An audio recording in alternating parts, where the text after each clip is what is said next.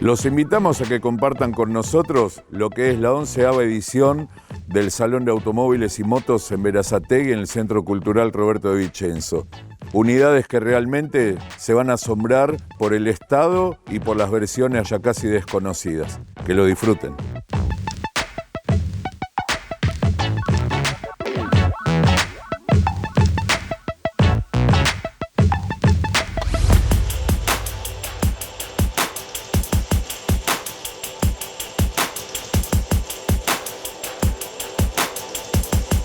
Iniciamos el recorrido dentro de lo que es el Salón del Automóvil de Berazategui, en la isla que seguramente más va a llamar la atención, sin dudas, autos que calaron muy hondo en lo que es el gusto de los argentinos, como es las versiones deportivas o pura sangre, se conocieron allá por el año 77 y que al día de hoy ya son prácticamente rarezas. Aquí pudieron reunir 4 de los tamaños medianos, eran centro de atracción de aquel que gustaba tener autos de carácter, autos con un plus en lo que era de mecánica y estética, que se viera distinto a lo que eran autos tan familiares y populares como podía ser un Renault 12, un 2500, un Fiat 125 o el glamoroso 504. Por eso es que, bueno, iniciamos con lo que es el Renault 12 Alpine rojo. Hoy es un auto terriblemente buscado, ya quedan pocas unidades, autos que obviamente fueron sometidos a mucho maltrato y esa es la causa de que prácticamente hoy casi estén extinguidos. Junto a él, 2500 GT100 de la versión motor 1,8, algo más de 100 caballos, publicitaba Chrysler para anunciar lo que era su versión deportiva del 2500 con 2 carburadores Stromberg horizontales que hacía que el manso 2500 que podía tener la señora de la casa o aquel grupo familiar con el que se movían cotidianamente, tener un auto de un carácter importante. Y aquí tenemos 2 de los participantes de los duelos en los autódromos, en lo que era el turismo nacional, donde se sacaban chispas y realmente fue un tema apasionante siempre dentro de lo que era el 125 con el Peugeot 504. Recordemos que el 125 se iba a presentar para el año 1972 con el recordado Viálvero y ya para el año 1975 es que sobre una carrocería de berlina sin identificar aparecían los primeros motores potenciados con unos 10 caballos plus, buscando la homologación para lo que era tener la chance de correr con esos motores en las carreras de TN. Es así que ya para el año 1976 se iba a presentar formalmente lo que era el 125 potenciado, con una estética distinta a lo que era la berlina clásica, un auto que todo lo que era cromado, exceptuando los paragolpes, iba a ser de color negro, su clásico tapizado rojo, pero bajo su capot 10 caballos extras que lo hacían un auto muy muy interesante. Recordemos que Fiat tenía el 128 Java también y iba a llegar la versión pura sangre para el 125. Junto a él el TN, Peugeot 504, que muchos no lo veían de entrada como un auto para correr, para la competición, pero era la época donde sin dudas el auto que triunfaba en las pistas iba a ver reflejado ese éxito también en los concesionarios. Es por eso que Peugeot vio de buena manera ponerlos a competir frente a lo que era el rival de aquella época, el 125. El 504 primero con su motor 1600, luego 1800 en la serie X, hasta llegar allá por 1976 el 2 litros, y como si fuera poco, ya un año después llegaba el TN, sacaba lo mejor de lo que era el 504 que se había visto en las carreras y le iban a dar un plus de potencia en su motor con algunos aditamentos que lo hacían que fuera más competitivo que las ediciones anteriores. Es ahí que cuando se lanza el Peugeot 504 TN es como que Fiat con sus 1.608 centímetros cúbicos ve el momento de decir final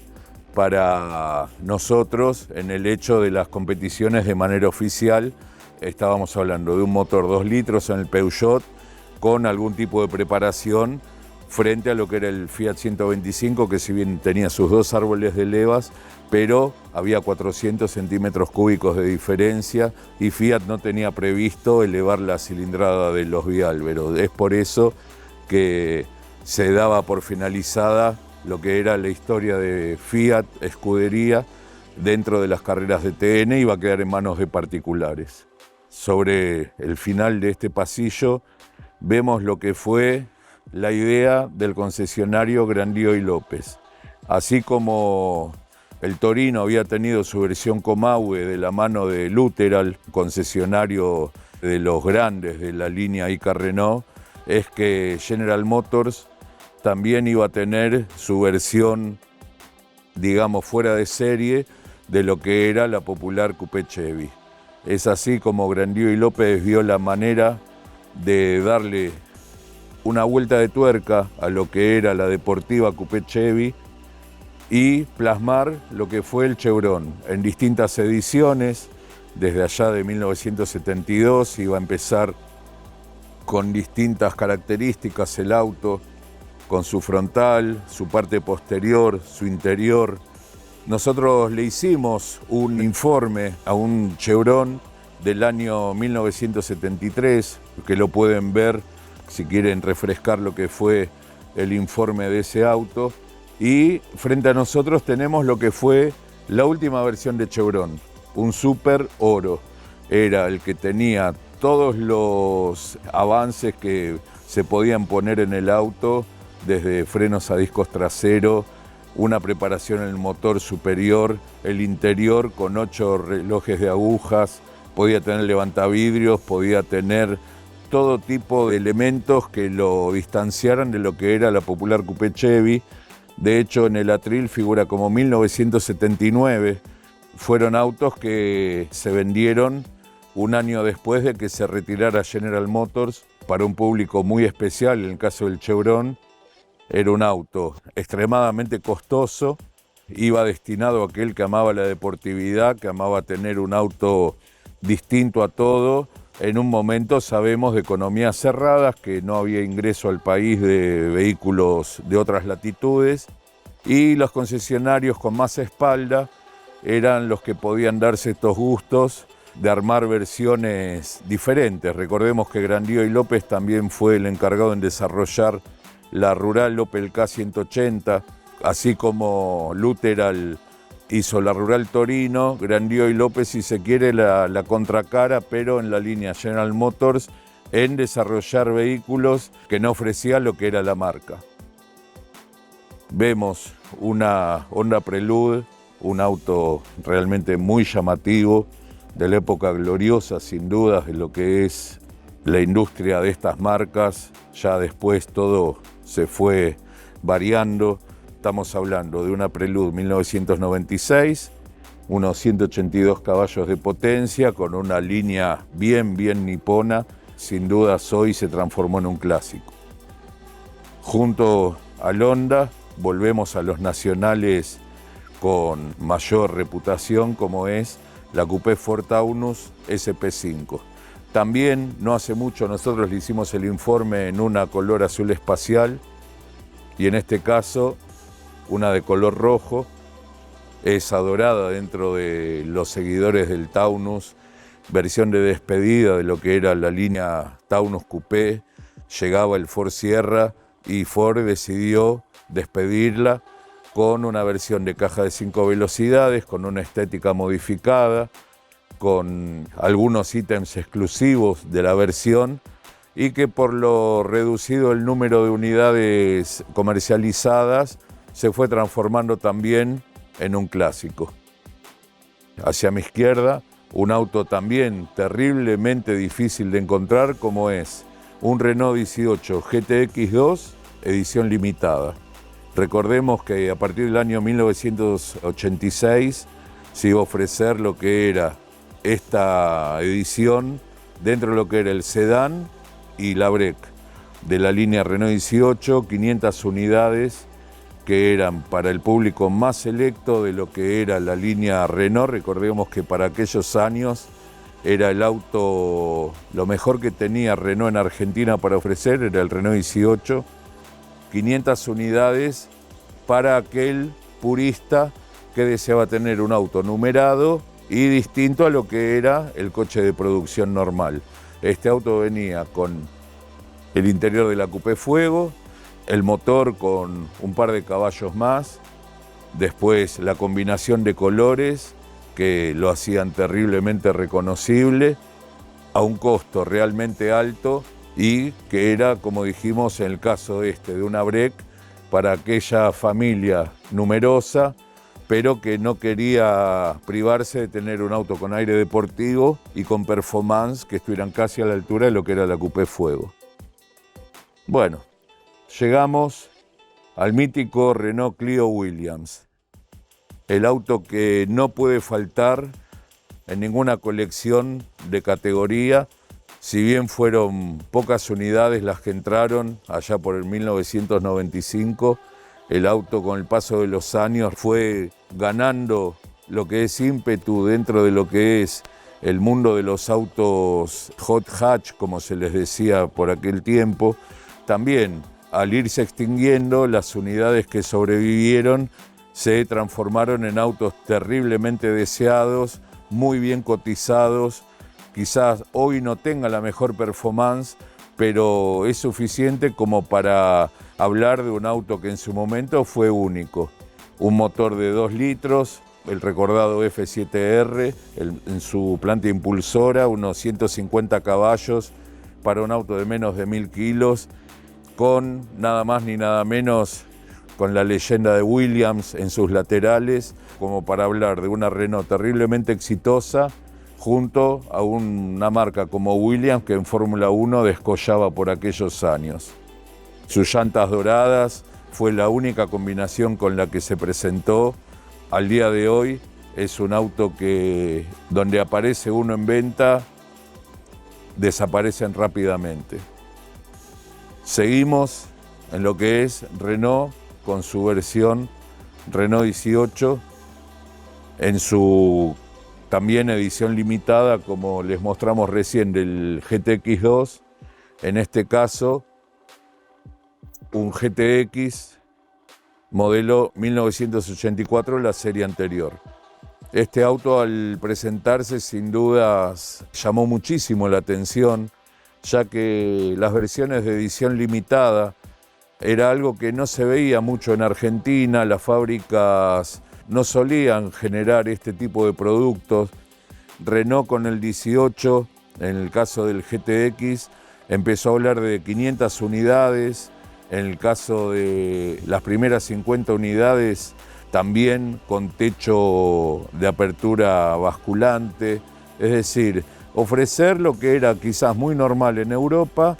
para un mercado como el argentino, que quizás no estaba tan ayornado y veía estos autos como una rareza, con su característica combinación de colores y un motor con 2-3 caballitos más, es que sin dudas llamó siempre muchísimo la atención y hoy son contados con los dedos los ejemplares que pueden quedar dando vueltas. Llegamos a otro de los grandes clásicos de la industria francesa, en este caso francés, el auto. Nosotros tuvimos oportunidad de presentarles uno también en un estado exquisito,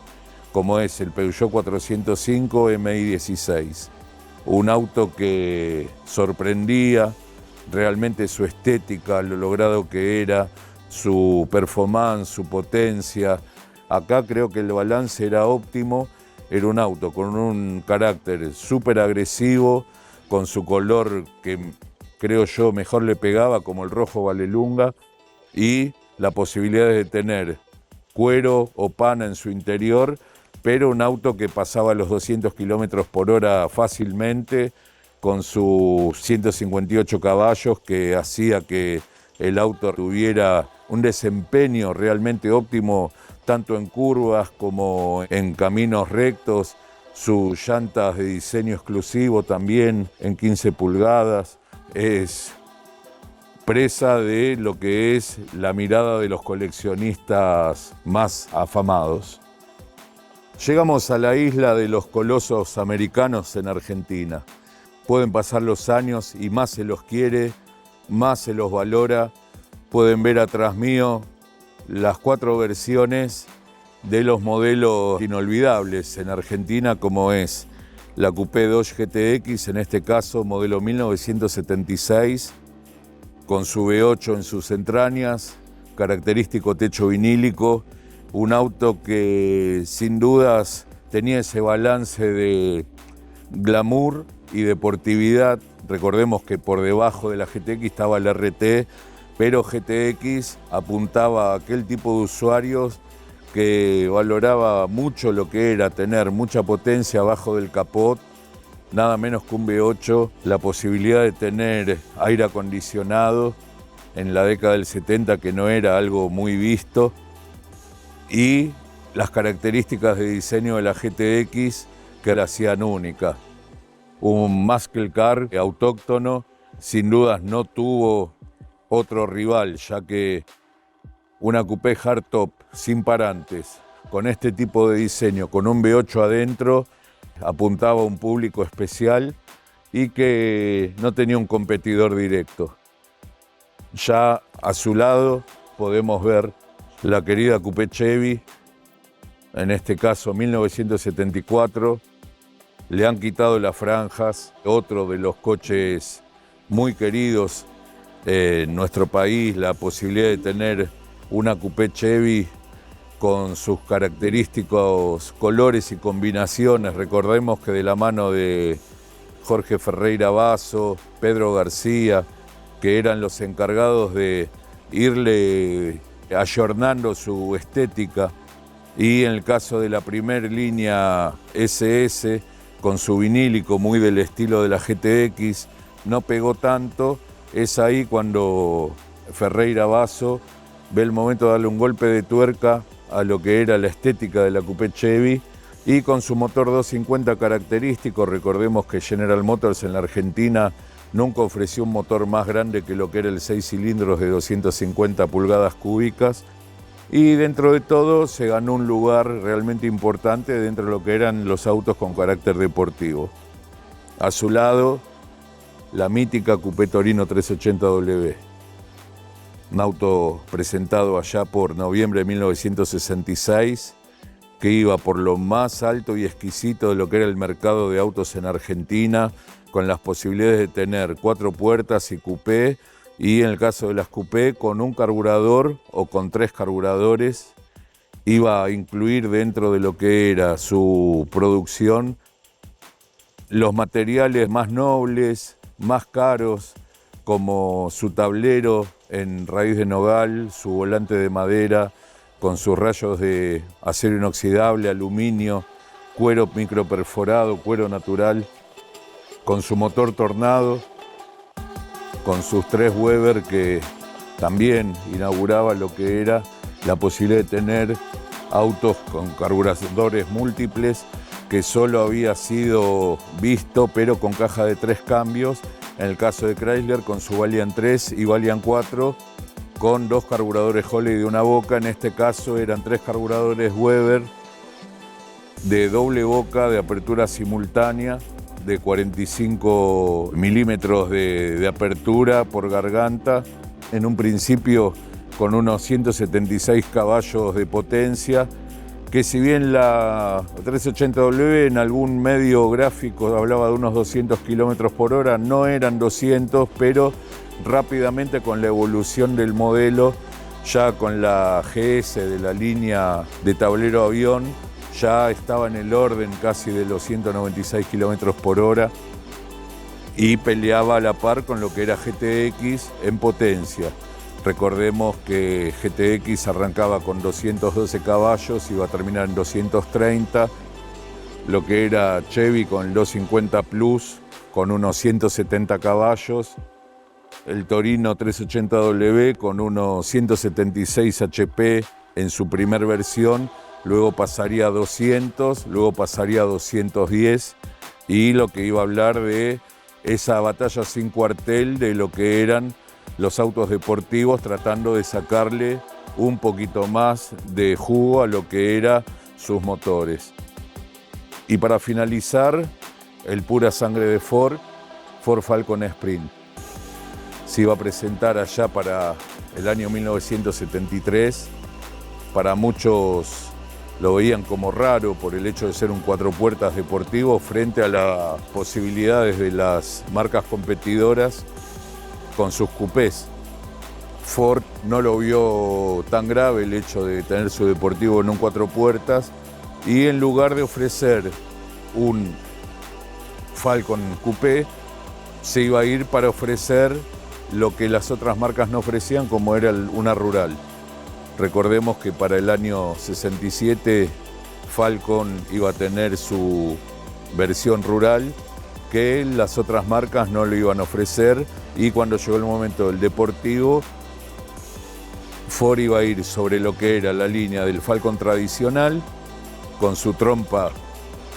futura o de lujo, pero el motor iba a pasar de 132 caballos a 166 HP y con una relación de caja que realmente al auto lo hacía tremendamente veloz de partida parado, digamos, partida detenida, y siempre fue la gran virtud de lo que era el Falcon Sprint, su 0 a 100 óptimo, que después ante sus competidores, quizás con el correr de los cambios, los otros se le iba a poner a la par o quizás lo podían superar, pero siempre la gran virtud del Falcon fue auto de semáforo, digamos, con sus colores tan recordados, ¿no? El naranja sonda, el rojo, el azul, el blanco Túnez, que sin dudas lo identificaban muy bien, sumado el tema de las franjas, que así como Chevy también las empezó a ofrecer, en el caso de Dodge con la Coupé RT, y Torino, que nunca entró en la pelea con tema de diseños de franjas, ya que nunca las adoptó para su modelo deportivo. Pero también estamos frente a uno de los modelos más codiciados dentro de lo que es la industria argentina de autos deportivos. Así finaliza una nueva edición de Oldtimer, esperando que hayan disfrutado el recorrido dentro de lo que es la 11ª edición del Salón de Autos y Motos en Berazategui. Nos despedimos hasta nuestra próxima edición, pero no sin antes solicitarles, como es costumbre, que se sigan suscribiendo, nos sigan recomendando, para de esa manera poder seguir creciendo dentro de la plataforma. Hasta la próxima.